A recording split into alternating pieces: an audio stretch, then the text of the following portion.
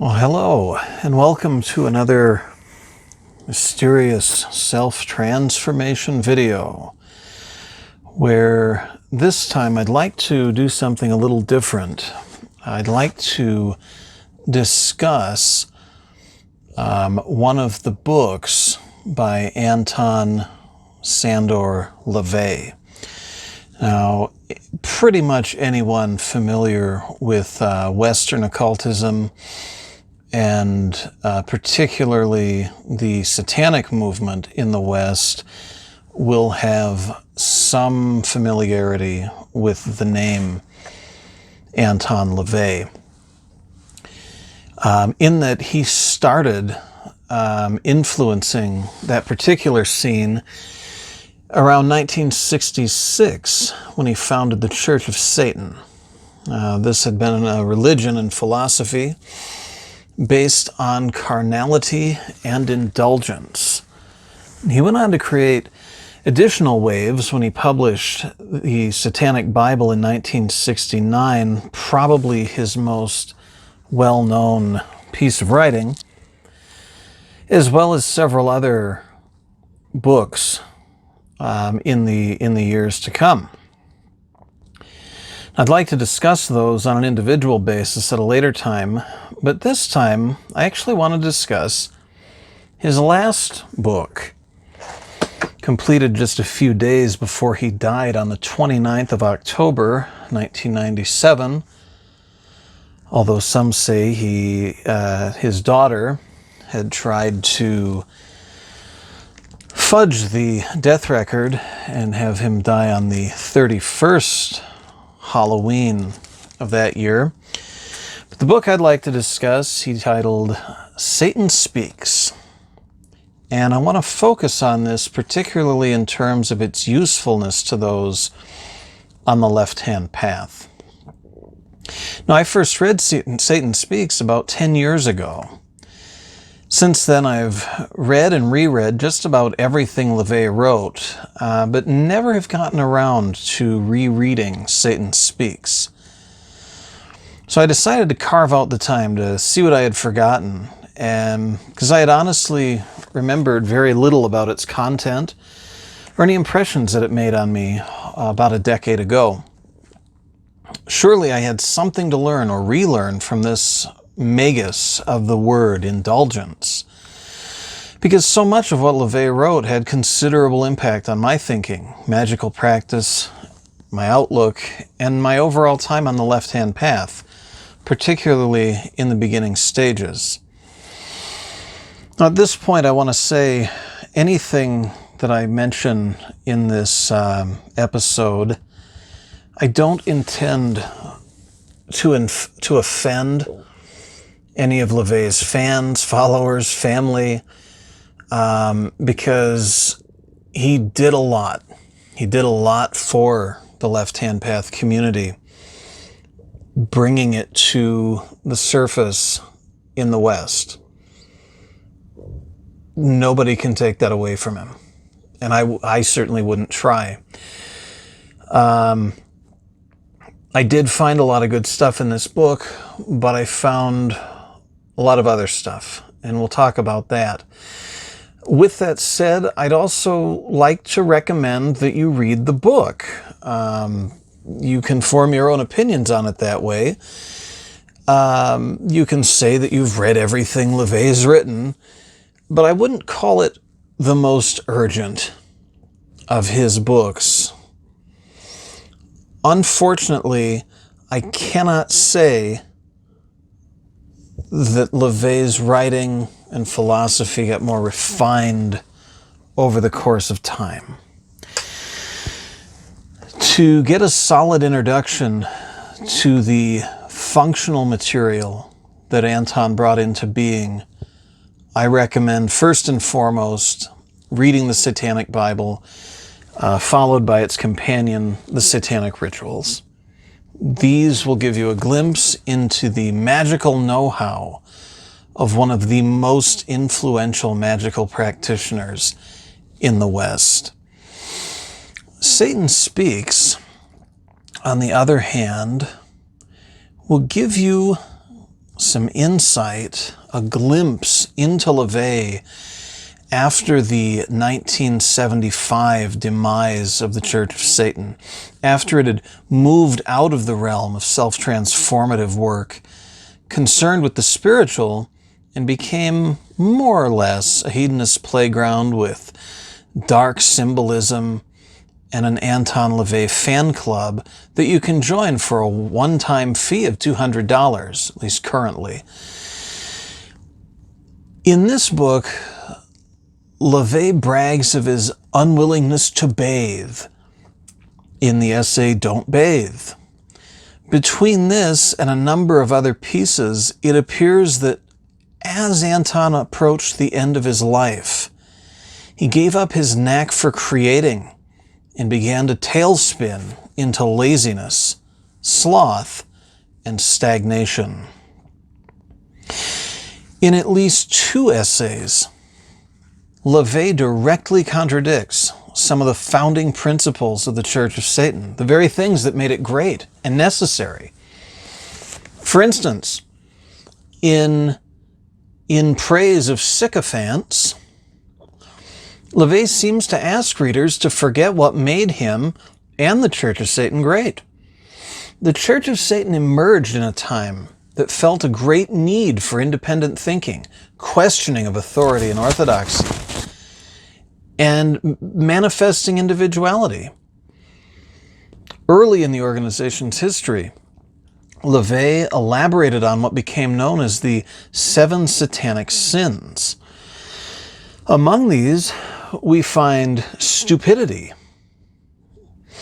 This cardinal sin of Satanism depends entirely on people going along with whatever they're told, LaVey writes. To counter this, he called on Satanists to learn to see through the tricks of those who would rather easily lead them. Another of the unfortunately abandoned satanic sins, herd conformity. Closely related to Satanism's cardinal sin, herd conformity, more recently called groupthink, results in enslavement by the will and whims of the many, a matter of course when one permits an impersonal entity to dictate their thinking and actions. Finally, one more that LaVey seemed to have forgotten or abandoned had been forgetfulness of past orthodoxies. Also, we could call this history repeating itself. Satanists should not fall into old patterns, either personal or on a large scale, such as letting others do their thinking for them or turning in their sovereignty to glean the favor of another. Yet, in Praise of Sycophants, LaVey asks the highly individualistic people who made up the Church of Satan to turn their backs on these essential ideas. Anton proclaims his love of sycophants, who enriched, enlivened, and encouraged him, giving him the rare privilege of hearing his own heretical views echoed back to him. He elaborated that this resulted in no debate or contradiction. Yet those of us on the left-hand path, with a view toward self-enlightenment, self-transformation, know that we can refine and expand our ideas and practices only as a result of sharing ideas with those who often do not agree. LaVey ended his rant, which appears to have abandoned the 9th satanic sin, counterproductive pride, stating, if asked, does someone have to agree with you in order to be your friend? My answer is a resounding yes. And concludes with the statement that anybody doesn't like me or the way I do things can go fuck themselves. They are not entitled to their own opinion. In reading this and other essays in Satan Speaks, it becomes very clear that LaVey caved to narcissism and a closed-mindedness befitting clergy of more orthodox establishments. LaVey also rebels against the very rebellion, against the natural, in What's New, wherein he celebrates, quote, life-maintaining stasis and encourages essentially living in the past, refusing to move forward. Now, those serious practitioners of the left-hand path know that stasis doesn't bode well for us. It keeps us in place. It keeps us from advancing. It settles for the status quo. Anton recommended this under the guise of a sort of mental vampiric approach, whereby one can conserve energy by not dealing with constantly changing standards and surroundings. While such ideas may have some merit, for instance, we've all heard stories of someone who retires from their decades-long career and then dies within a year. So while this may have some merit, as travelers on the left-hand path, we do better to learn how to adapt to change successfully rather than trying to hole up and avoid it. Transformation into one's highest potential does involve change inherently, an objective none will likely achieve by following the advice found in What's New. Now, at this point, it'll seem that I've done a fair amount of complaining, criticizing about Anton's final book. But you'll remember earlier on I did recommend reading it. In spite of his departure from some important principles earlier in his and the Church of Satan's life, LaVey remained a showman, an entertainer, until the very end. That quality showed through in pretty much every essay, regardless of whether I agreed with the philosophy or the reasons for everything he had to say. Anton maintained the ability to get me thinking. Like I said, running into contrary views often helps to clarify and refine your own.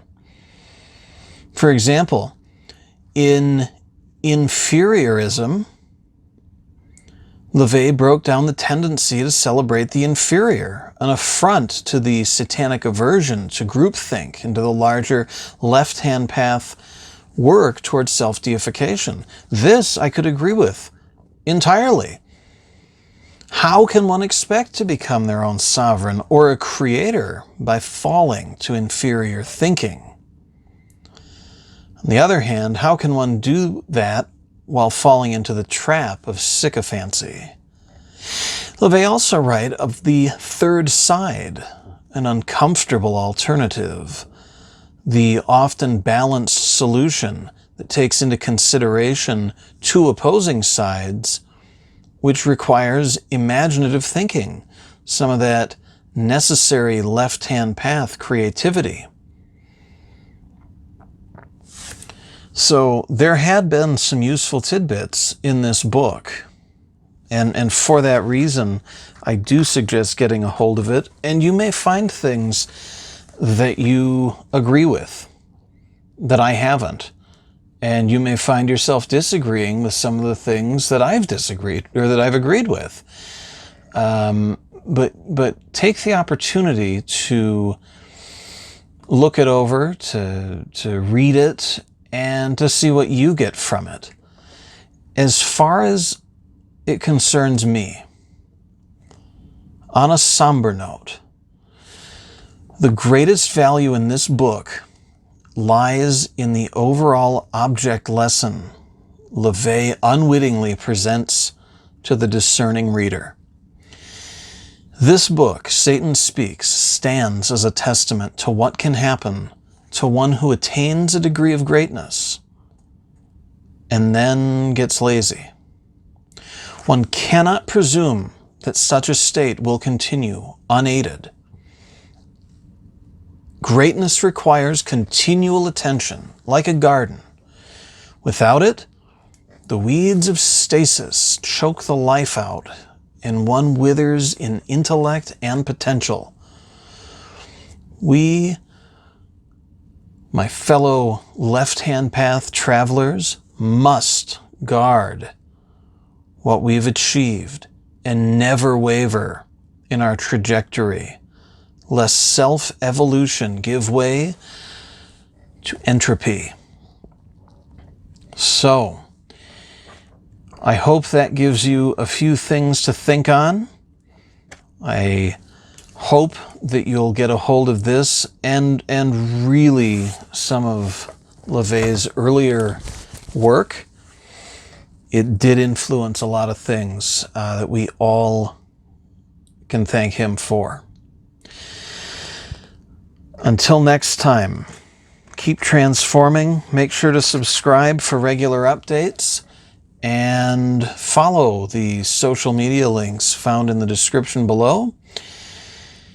And if you have any books pertinent to the left-hand path, self-evolution, self-awareness, etc., let me know if you'd like to hear my thoughts on it.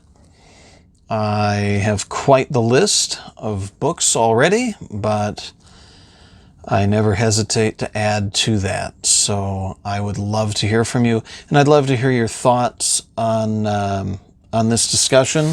Make sure to leave some comments below. Until next time, again, keep transforming, folks.